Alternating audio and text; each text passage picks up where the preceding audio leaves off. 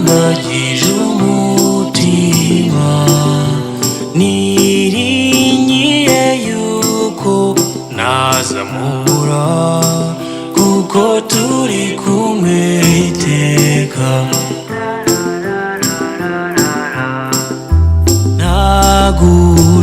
nagutereye diva nziza mu mutima ugukunda nayitatse zabona diyama byose ni ibyawe mukunzi nushaka nigitangaza nzagisaba nyibone ntacyo ntazakora ngo ngushimishe uzima Imana yampaye